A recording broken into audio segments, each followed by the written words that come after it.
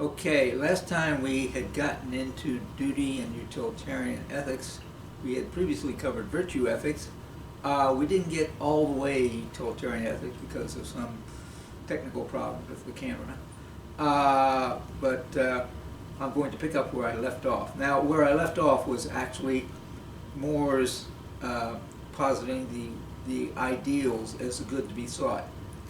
And so, such things as freedom and justice, what he talked about. Now, we had covered the two other philosophers before him, mainly Jeremy Bentham, who said the good to be sought, mainly because he could quantify it, was pleasure. So he could ask people, did they find it pleasurable, and how much did they find it pleasurable? So if you're drinking beer, the first one's a pleasurable experience, the second one's a pleasurable experience, but not quite as good as the first one. And then as you go along, eventually you get to a point where it's no longer pleasurable. And so you stop, hopefully, unless you're really sick. But anyway, so that was Jeremy Bentham's ideal. And he did say, well, I can measure this because I can ask people, to tell me how much pleasure they got from whatever it was they were experiencing.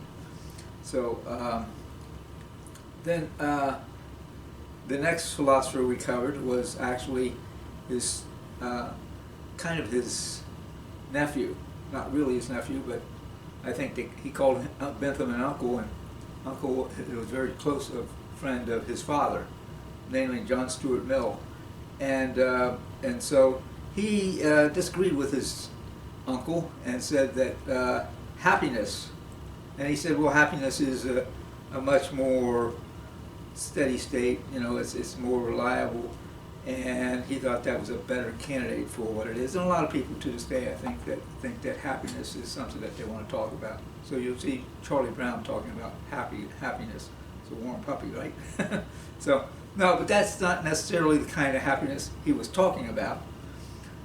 So he goes on about that, and he's talking about happiness of all people, and so it's not a good thing if you have a lot of prosperity and a lot of money, but in order to achieve that, you have to enslave a certain group of people to pick cotton.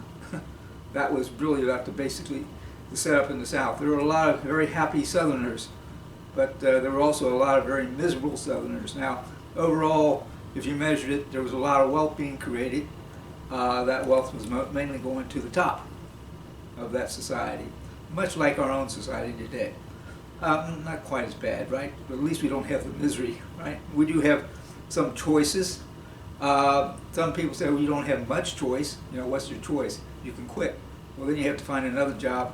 And is the next job going to be better than the last? Is it going to pay more? Probably not. You're probably being paid what the going rate is for a person with your qualifications. And that's just the way it is. So anyway, that's unfortunate.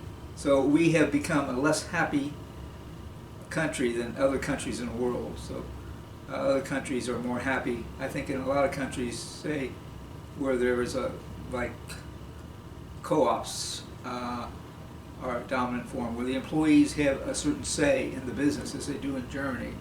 I don't know whether they have co-ops there or not, but people tend to be a little happier because they don't feel that they have any control over their life. Anyway, so happiness is what he said. Now, Moore talked about such things as justice and ideals, justice, freedom, truth. He said that these are the things we should strive to have in our society, to establish and create for our society. And so it's a very idealistic kind of thing. Of course, something like freedom can mean different things to different people. Some people feel that you're not free unless you have a certain amount of money. And it's very much possible that there's depending upon your life experiences, you might not think that you're free until you've got like $1 million. Or maybe you'll have a lower figure like $300,000. I would be free at that point, would you? Not the guy who's used to better things might say, no, you're not really free yet. Or you might say, yeah, you're free, because he doesn't want you trying to get what he's got. And then there's the people who have $10,000 and they think you're $300,000 and you got no complaints. So it just kind of depends on your situation. And so it's very difficult. So anyway, ideals, I think he says, well, it's more worthy of us than the other two candidates, that happiness is kind of bland and pleasure can be just outright disgusting as something that people are seeking. And then you have actually another economist. These philosophers were pretty much all economists. They're concerned about these kind of things. And Moore, or Kenneth Arrow, said that preferences, choice, should be what we should aim for. Allow people to have their choice. And he's got a point there, but it's very complicated. And a lot of people say, well, they don't feel like our society gives you much choices. I mean, even though you talk about choice, as I said, you're pretty much stuck with a certain level of job, and what can you say about that? And if you're not making enough money to cover your expenses, you might be very unhappy indeed, and you may not feel like you have no choice but to work and to suffer because you don't have enough money to do that which you feel you should be doing for your family. Anyway, utilitarianism, it's it's a way of making an ethical decision, but there's no guarantee that you're going to have ideal conditions. And to continue, I don't think I got to it. I don't think the camera got to it. I did talk about ethical egoism and utilitarians. So another kind of ideal, which we're not going to present in terms of a philosopher, is ethical egoism. Basically, some libertarians, and Ryan, for example, libertarians often assert each person should do that which he believes is in his own best interest. So that might be consistent with preference. Okay, that the responsibility for solving problems be left with the person with the problem. So we can't solve it as a group. So democracy can't step in and intervene in the economic arrangements that are made by the market. So altruism just makes matters worse. That when people act charitably, or if society acts charitably, it just causes people to make bad choices. Everyone would be better off if we all acted in our own best interest. If this is ethical egoism, very consistent with the philosophy of Ayn Rand. I guess I could have put her in there as suggesting that, but she never considered herself a utilitarian, so I wouldn't put her in for that. And she got some sort of objective truth, is what she called it. I don't know. Anyway, challenges of calculation. One of the problems with any utilitarian system is that you've got to kind of quantify it pretty much. Number of people affected positively and number negatively. So you're going to add those all up. How intensely they would be affected. Do you want to take into account how intensely? So do you want to have a scale where they say, oh, they're very happy, or they're somewhat happy, or they're not happy at all, or they're exuberant? Do you want to have it scaled and quantify it that way? I guess you could do that. So, but which way are you going to do it? You're just going to count the number of people, or are you going to actually ask these people how intensely? So similar calculations can be made for all alternative courses of action. So you can ask them about whether or not they think that happiness, that they are happy in their lives, right? And you can measure how happy they are. You can measure whether they think that the society they live in is a just society, whether or not they have freedom. You can measure any of these things by taking these kind of polls. How accurate is it? And really, can you compare what people say from what some people say when some people say they're happy and other people say they're not happy? It could be that they have different, they have very same circumstances, but they have a very different reaction to those same circumstances. So you can't take something like, I think, a measure of economic activity, and something like how much wealth is being created, what's the GDP. I don't think those are very good substitutes, and certainly not something that John Stuart Mills would have accepted as something you would be doing. There's no objective way to measure utility, I think. I think it's just what you're asking people is their subjective reaction to their life experiences. And you can come up with the life experiences of maybe 30 years old, and come up with life experiences of those who are 80 years old, and you're likely to get a very different result. But these people at one time were 30 years old and may have been more like the people at 30. So yeah, you can measure it this way and that way, but it's not an objective measure because the people are giving you subjective inputs. There is no objective way to measure utility, but but you can sort of say, well, you can say, well, is it really important to be able to precisely measure it? So maybe it's not all that critical. Okay. I also want to point out that there is different kinds of utilitarianism. I mean, it's not just simply a matter of looking at it through a single lens and saying, oh, how happy are people, or how much justice do we have in our society, how much happiness, how much freedom do we have. It's not. I think you can't just take those. Utilitarianism is a much deeper kind of thing. You can have what's called act and rule utilitarian. An act utilitarian looks at each act for the value. They simply add them up. So, that's relatively simple. But a rule utilitarian seeks to establish a general principle to guide our actions. So a rule utilitarian might say, well, most people are happier if they tell the truth all the time. So they should, as a rule, adopt telling the truth, and maybe only make very limited exceptions. So they would not necessarily they probably would not be like Kant saying that you can never lie. Or like maybe some very religious people taking their religious code seriously might say, well, lying is always wrong. But these rule utilitarians try to establish a general principle to guide their actions. So they might come up with many of the things that most people would come up with. So there can oftentimes be some consistency and some divergence at the individual level. So as groups, you might actually find that groups might be very consistent in measuring these kinds of goods that we call ethical goods. Okay, and so it seems to me to make sense for them to have that kind of thing. Responsibility. Utilitarian theories hold us responsible for the consequences of our choices. So you're supposed to choose that which is the best, going to have the best results, the best consequences.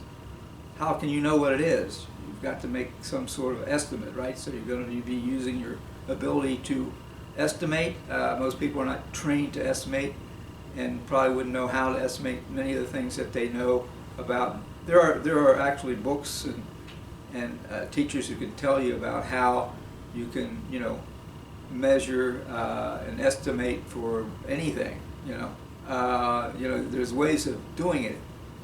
There's ways of doing it subjectively, because you're measuring something maybe subjective in the future. There are ways of doing it, but I just don't know how effective that is and whether or not that's the best system. For my own self, of the systems we looked at, I kind of have always preferred the virtue ethics. I think it captures, and I know, I think what it is people can aspire to be virtuous. Can they aspire to being people who are actually always judging the consequences correctly? It looks to me like that would be a very frustrating thing. I think if you were to adopt virtue ethics, you could still, in many cases, think about the consequences, and probably should think about the consequences. I think that would be part of practical wisdom to do that. Duty ethics, on the other hand, is a little too stiff for me. I don't like the idea that there might be some rule that's an absolute. As Kant said, the rule of telling the truth was absolute. I think it's a very important rule to always tell the truth whenever you possible, and with very rare exceptions, you should tell the truth. Especially, you should tell the truth to the people who are closest to you, who are depending upon you, and need to know what the truth is. And that includes your boss, that includes your wife, that includes your children, that includes your parents, your close friends, certainly. Anyway, so we're going to now look at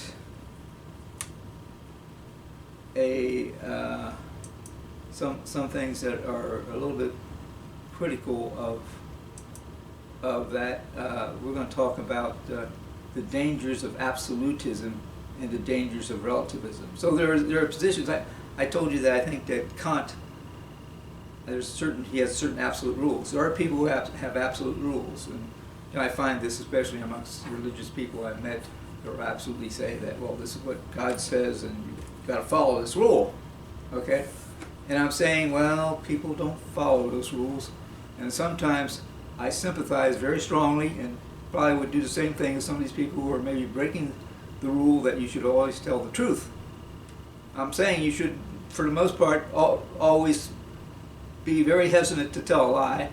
For very many good reasons you should be very hesitant to tell a lie. But in fact, people lie to themselves. And are they therefore doing something wrong to themselves? Maybe they are. And but are you going to stop them? And sometimes there may be a justification for it, sometimes not.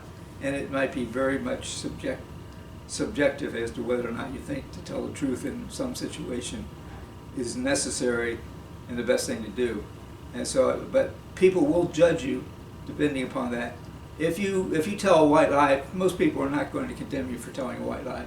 If you tell if you tell something to avoid a catastrophe and people find out about it, I think they'll let you go on it. So I talked, I think on one of the lectures, about a certain insurance analyst who advised his clients who were looking to him for advice not to buy a certain insurance stock because he knew it was corrupt, but he couldn't tell them why.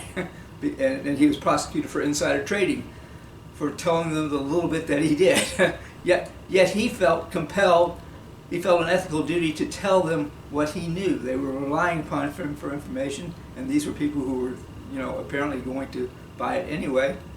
And he said, "Well, I really think you shouldn't." And he said, and he just went over the line a little bit there and violated the security laws. Well, they prosecuted him, but thankfully, the Supreme Court said it's not insider trading. So I'm glad that the Supreme Court at that era had some flexibility, wasn't caught in having to follow the written word absolutely, which is exactly the problem I have with original intent and the people who say, oh, well, this is what the legislature said, we got to follow what they said, and don't want to look at, well, what do you think they reasonably can be said to mean, okay? And so I think there might be an original meaning, and how you measure that, I think that's where you get into an argument. So I don't know about original intent. There might be some sort of something. Scalia came around to calling it original meaning. I don't always agree with him either. So that's one of the problems when we start talking about something other than the literal words of the text. We wind up with being in divisions. But I mean, our society's always been in divisions. When the Constitution was written, we were in division. The Constitution was a compromising document. It was a document in which the states compromised in order to have a united front against the possible, the possibility of the British coming over and invading them again. And to have a working government that would be, effective. They needed to have something like that, which was Hamilton's point, which is why he wanted a bank and why he wanted to pay off the war debts, and he was the one who arranged for that to happen, and it was easy to do. He arranged to have a bank, and so they were they were easily able to pay off their war debts. And that was all thanks to Hamilton. Anyway, here we go. Confidentiality. Well, I don't want to talk about confidentiality. I'm going to start off here. I'm talking about dangers of absolutism and dangers of relativism. I'm going to start off, though, talking about relativism. So this, you'll recognize this as being something that's a criticism of ethics, whether you call it duty ethics, virtue ethics, or you call it, utilitarian ethics. There's a view that the laws and ethical standards do not reflect universal moral truths. Well, that may be true. Okay, but instead impose standards derived from social, historical, and even personal circumstances of the dominant political group. Now that seems like a very commonsensical kind of view to many people, and so many people are that way. But there's a danger in that. How far do we go in that kind of thinking? Are there no rules that can be said to be absolutes? So I think that was Kant's point.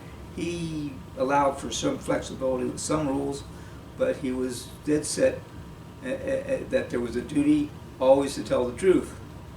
And it was just simply a matter of his logical thinking that compelled him to say that. Nietzsche believed in a world where the Übermensch dominate the Undermensch. Übermensch translate into English Superman.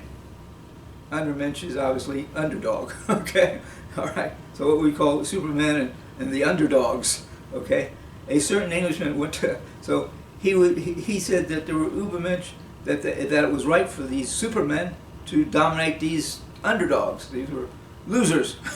I guess the good thing would be we're talking about the winners and the losers, you know. And so the losers, yeah, they should suffer because they're just losers, you know. So we got to reward the winners, you know, the supermen, and you know, and so we call them that. So he really started that, and that was the whole basis of a trial held in the 1920s of two young men, college-age men. I think they were young college students, and they killed a younger boy who was maybe 14 or was maybe a little bit younger than them, because they thought he was an inferior. They thought he was inferior to them, and they killed him just for the joy of it. So they were into a stage where they wanted to experience life, experience a different thing. And so it was a challenge for them to get away with a murder. And so they took a boy that they knew him personally, lured him into going with them, and then they killed him. And they were put on trial. And during the trial, it came out that they had followed this Nietzsche philosophy, which of course the German nation followed in regard to deciding that the Jews were the underdogs and they were the supermen, and the rest of the world, most of the rest of the world were underdogs, you know, and that they were therefore destined to rule. Well, we didn't agree. And not then, not now. And anyway, even though I'm part German, I never considered myself or any of my German ancestors to be supermen. Although I was very fond of my grandfather, the only really one of that group that I knew. You know, I didn't know very much of his grandfather, and they're all dead. Certain Englishmen went to work for a Saudi princess. While in the kingdom, he marries additional wives. When questioned, he states, well, when in Rome, do as the Romans do. He wouldn't have done that in England, though, would he? Right? You know, and so you can carry this relativism a little too far, I think. Either thinking that you're entitled to certain leeway and you should get special treatment and be paid more than other people, and because you are a person who is of superior quality, and who determines that? Well, you do. Yeah, that's very nice. But you know, or you can use it as a dodge to say, well, since I'm over here where these people, and they say it's okay to do this, I can do this because it's okay over here to do this. But don't go back to England, right? You can't come back. You go there and you can't get back from there easily. Relativism, advantages, promotes tolerance. So a certain amount of relativism might be sensible, but I think it can be overdone. Promotes tolerance, describes reality of differences in moral rules found throughout the world. Yes, there's some differences, but there is oftentimes a lot more consistency than there is differences.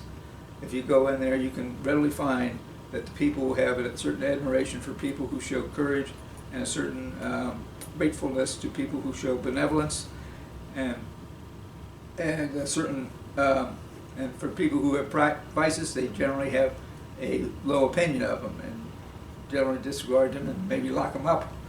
Feel that they should be allowed out into society. So we will put in place in our society, in the leadership roles, those people we find intelligent, those people we find to be courageous, those people we find to be benevolent. We like them being maybe in leadership roles.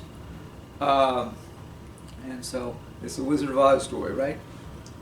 Anyway, advantages, promotes tolerance, describes reality, differences in moral rules rule. The dangers are, could lead to a good deal of subjectivism. So what's subjectivism? Well, it's an extreme form of relativism.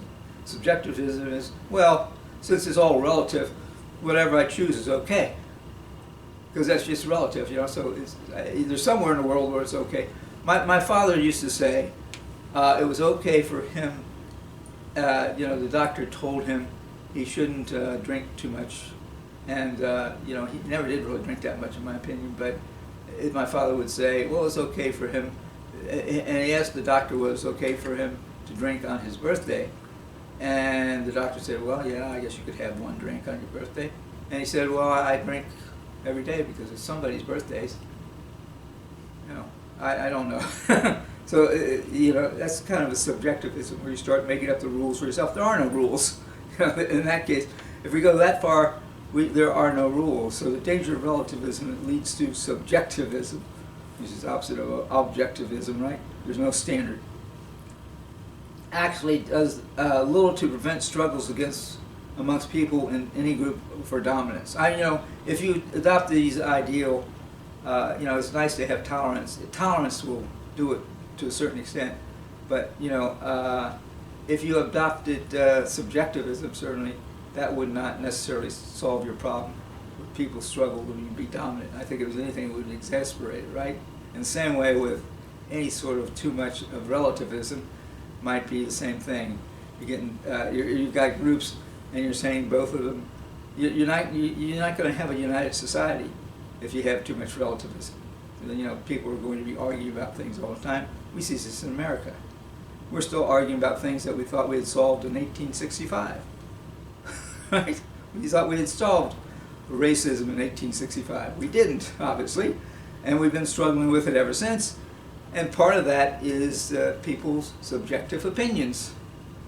And, by the fact that we tolerate this thing, being an open society, and allow people the freedom to have their own opinions, that flows from that. We're going to get, so I don't know, you don't get a very united society to the degree that you get it to be too relative. If you get it too relative, then, especially you get to subjectivism, you got chaos going on.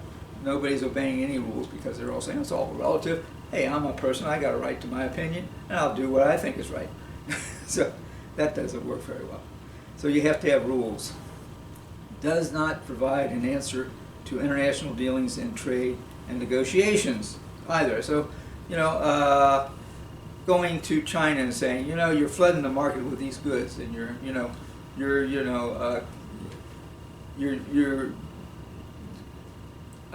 dropping your yen. And they're not necessarily doing that, I think. But to accuse them of all these kind of things, what does it mean? Divisive. Okay, so we are. The danger is that it leads to divisiveness, I think. Absolutism, definition. Absolutism, ethical absolutism, the belief that there are universal ethical obligations and rule, and therefore certain actions are right or wrong regardless of the cultural setting or personal situation in which the actor finds him or herself. Well, there may be an absolute rule. I think there's an absolute rule for recognizing people's right to their autonomy. I think that we ought to respect people's bodies and thoughts and their right to choose. I think these should be absolute rules. However, not everybody would agree with me. Dictators don't agree with me. They think that they know what's right for society, and society has to go along with what they think. And part of that is they oftentimes think that they're supermen. I would say, unfortunately, we have had some presidents who thought they were supermen, and they weren't, unfortunately, because nobody is. They may have some good points to them, but they maybe had other flaws that kind of outweighed their value. Anyway, ethical absolutism, the belief that there are universal. So, I think you have to be very careful in picking these out. And, I think it requires you to kind of study human nature. And what you need to say to yourself, what do good people do? And good people sometimes lie, but good people in general don't lie. As a matter of fact, they are usually very trustworthy, and that's why we call them good people. And we wouldn't call them good people if they were all the time lying. But, in truth, nobody goes around saying Eisenhower was a terrible president because he lied about the U-2 plane being shot down. People said, well, he believed it was his duty to keep this military secret at the time he was asked that question. But the next day it came out, and they put the U-2 pilot on the air. He was supposed to take a cyanide pill, he didn't do it. or the Stomachs were able to pump his stomach or whatever.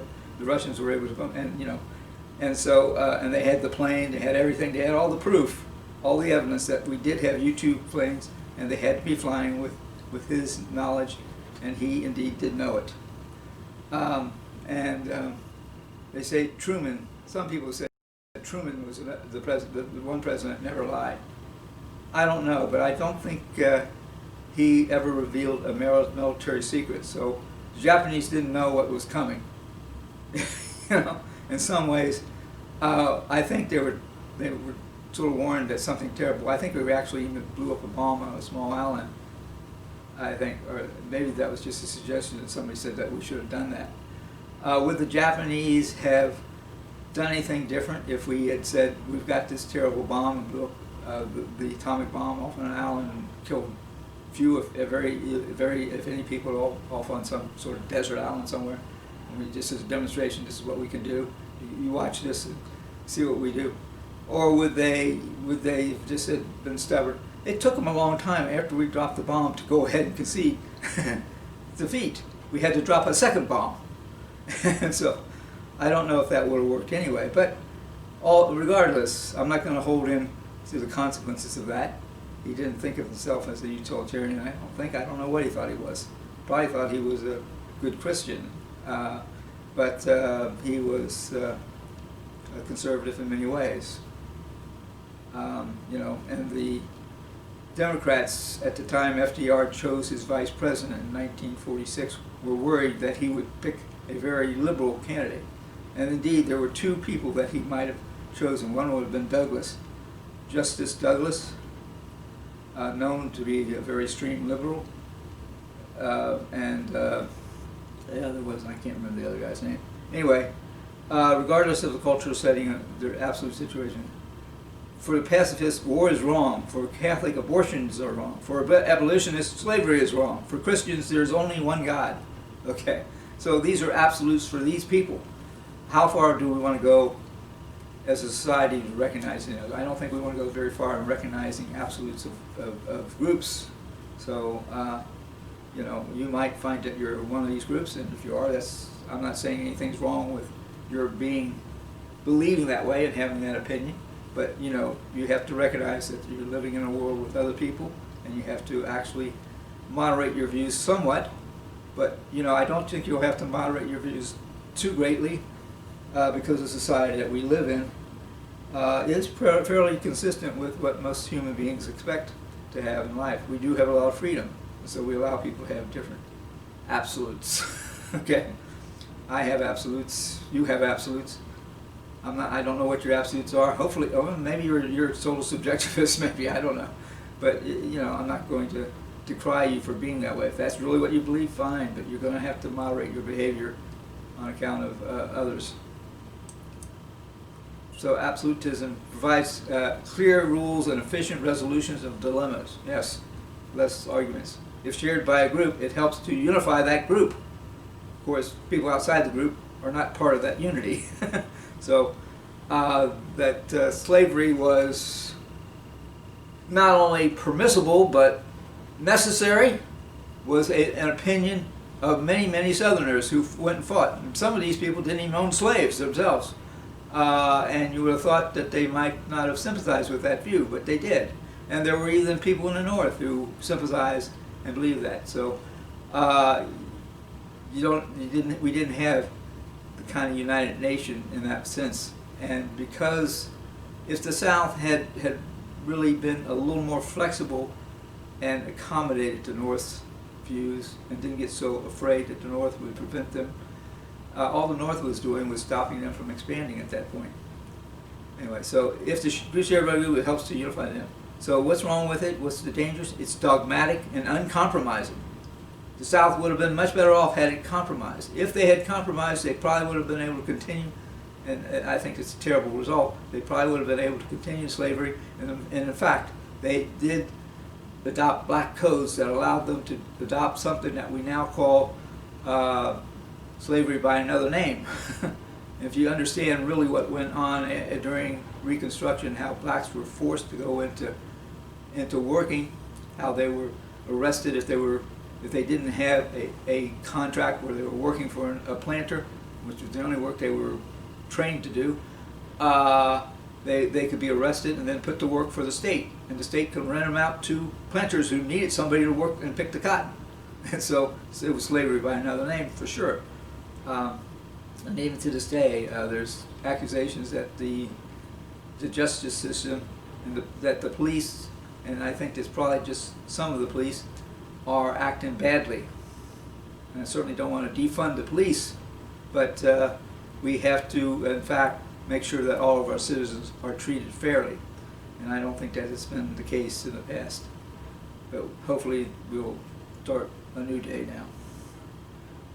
So dangerous is it's dogmatic, uncompromised, creates tensions between these groups. Absolutism frequently causes one group to feel compelled to assert dominance over the other group. So the South was afraid the North would assert dominance. Okay? And the South at that time was asserting dominance over its black citizens. And so, yeah, there's a danger with absolutism. So absolutists usually want to assert some sort of dominance, unfortunately, or can be that way. It can be uncompromising. Illustration. On the Seinfeld show, Elaine is told by her boyfriend that it's okay for her to steal a paper, since being a non-Christian, she is going to hell anyway. Yeah, it's funny, but it's sad. It's kind of like, what? Yeah. So, her boyfriend had a very strange deal. Wasn't that the guy who later became known as K? Yeah, he was in that cartoon, Emperor's New Groove. Yeah, what's that name? Kronk. So I'm getting help from the audience. Okay, Kronk. Is this a result of absolutism or relativistic thinking, or is it just absurd? In some ways, it's maybe both. He's thinking it's okay for her to go, for him to allow her to go do it and tell her to go do it because she's not subject to an absolute rule. He thinks it's absolutely wrong to steal papers, but it's okay. She's going to hell anyway. So is he following a utilitarian view, or is he following a duty rule? I don't know that he's following any rule. It may be a subjectivist kind of action. I think that's what he was. Kronk was a subjectivist. At least the guy who played Kronk. I can't remember his name either. Anyway, moral pluralism. Moral pluralism holds that there exists a multiplicity of values which may be equally correct and fundamental, and yet in conflict with each other. Moral pluralists accept a measure of relativism. That's me. Short of subjectivism, while insisting that some limited ethical principles are, can, and should be universally shared. Shared values would include things like murder, where you plan ahead of time to kill somebody. And I'm saying it's not right for you to believe that you're a Superman and therefore it's okay if you kill somebody for a kick, because that was an inferior being you killed anyway. His life didn't mean anything. Okay? Child abuse, I would say, is an absolute value for me. Slavery, I would say absolutely, I'm against slavery. Okay? So it's the prohibition on slavery, I absolutely believe in. There are others, and I've met others who would apparently enslave people today. And not necessarily just blacks. You take, many of us think that ways that women were treated for years and years was in some sense slavery by another name, right? A lot of women worked. Well, when my mother was young, she was told that she had to clean her brother's shoes. She and her sister cleaned her brother's shoes, and her brothers did none of the household work. On the other hand, I guess they did do, things around the house, like cut the grass and those kind of things that are outside the house. And I don't know. Maybe it worked for them. So it's difficult for me to say in that situation what it's been. But I do know that I think that the ideal that women were only fit for working in the house was wrong. And, very stifling for women who had brains and could use them and needed to be able to reflect on that and needed to be able to vote and all those things. I think that is all absolutely wrong. So difficulty with pluralism. What constitutes murder? Well, I know what constitutes murder. That's where you premeditatedly decide to kill somebody. You think about it, you plan it out, okay? And you intend to kill this person, and you follow through with this plan. That's murder. On the other hand, I don't think it's murder if somebody comes in and finds his spouse cheating on him, and they decide to shoot their spouse, or shoot the guy, or shoot themselves. I don't think there's any murder there. That's manslaughter. They've been provoked. They didn't plan it out. They didn't premeditate it.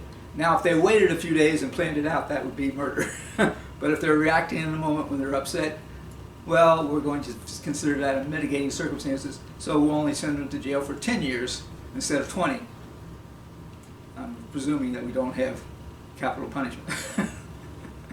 And we won't send them certainly to capital punishment if they committed manslaughter. So I know what it is. So anyway, so we can define it, but there's a difficulty, and not everybody would agree on what murder is, maybe.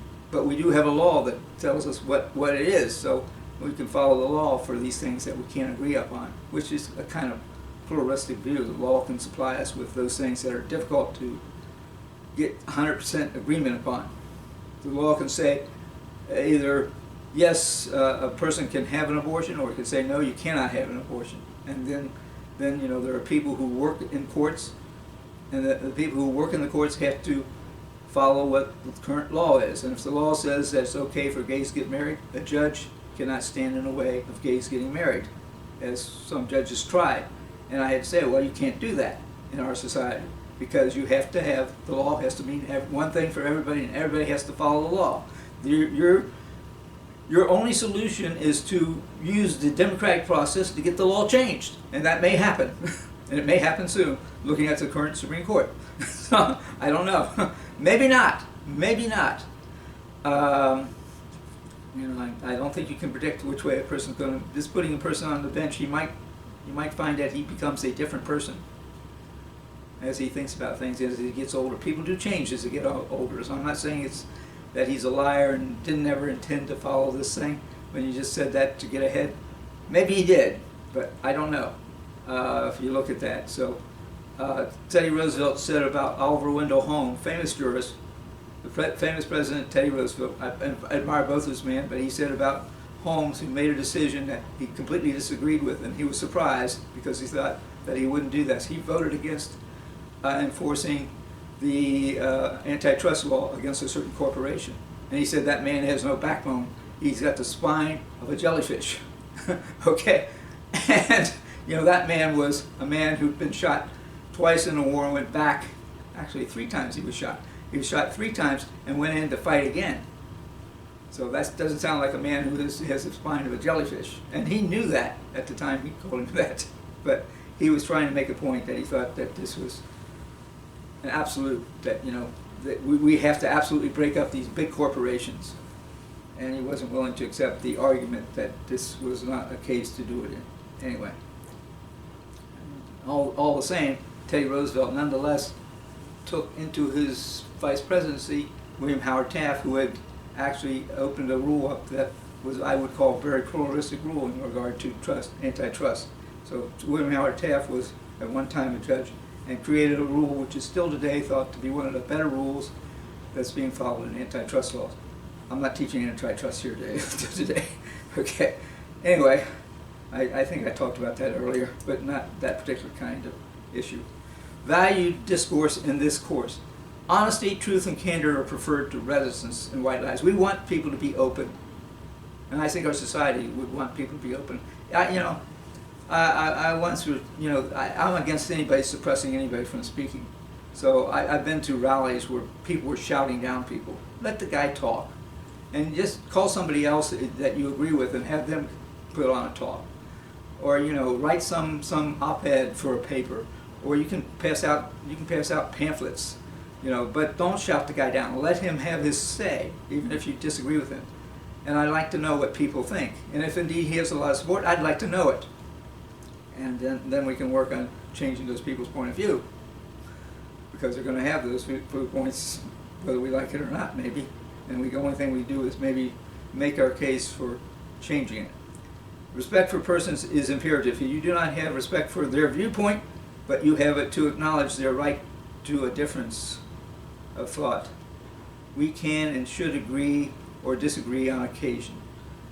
So we can agree to disagree. None of us are here to impose our views, but to share our thoughts.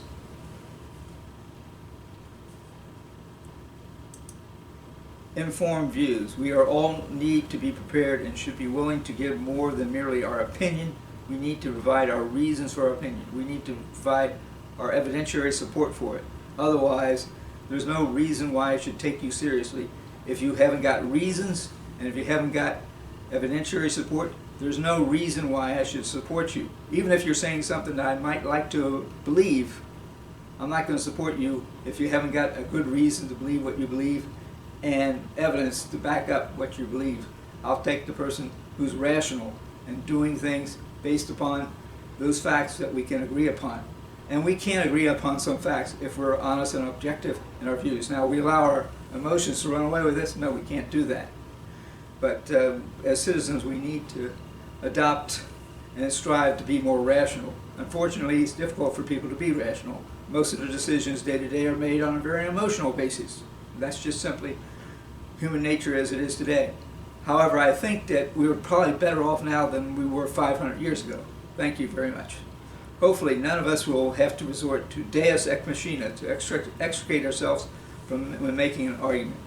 So I have another set of slides. I don't know if I'm going to be able to get through it because I haven't much time, but I'll start in on it. I'll say what I can on it. Ethical values. Okay. So what kind of life is worth, I mean, when we're talking about ethics, we're talking about what kind of life is worth living to some extent. What kind of people do we look up to? Do we want a life that, do we believe that people's lives should be impoverished? Do we believe that people should be living safe but boring lives? It's a so-called life of quiet desperation. You know, are we happy with that for our citizens, our fellow men? Do we want people to live dishonorable lives in order to satisfy some sort of felt needs that we have? Distinction between is and ought. There's an is-ought problem. So you cannot make, according to David Hume, that there seems to be a significant difference between positive statements and prescriptive normative statements. And that is, there's a statement, you can say what something is. Let's take a man. The man is either a liar or a thief. Okay? Or the man is either a liar or is a truth teller. Which? Okay? You know, that's not a statement of fact, but it could be a statement of prescription, because we're assigning him to a category where we're going to now prescribe to him something. You know, if we decide he's a liar, he's got to pay the penalty, right? If he lied on the stand, we convict him for perjury. And that we shouldn't confuse these statements that are descriptive statements with prescriptive statements. So going through a court trial, usually you're required to put on evidence, and it usually works best for you to put on evidence that will not meet with too much resistance. Now, you can go in there and make all kinds of wild statements, but how much weight is it really going to cover? Hopefully we have rational people deciding on our juries, and they'll note the difference between somebody who's just making accusations, he's a liar, and somebody else who says, well, this is what he did, and brings out the evidence. And those are the descriptions, right? This is the description of what a liar is. He was found to have some money that was taken, that was marked, that he had taken from the till where he worked. If that's the case, then that would be evidence, and that's a description. That's not necessarily calling him a liar, though, is it? But it might support a statement that he is a liar, so you might use that as evidence that he's a liar. Okay. If a thinker only has non-moral and non-evaluative factual premises, the thinker can logically infer the truth, cannot logically infer the truth of moral statements. So if you only have non-moral or moral statements, if you don't have descriptions, you can't make a decision on whether something is a truth or a lie. So this so-called naturalistic fallacy stands in contrast to the view of ethical naturalists. So facts and values. So I have a list of facts here. I have a list of values. You can look through this. I don't think I have time to go through all this just today, but you know, it might add something to your understanding of ethics. So.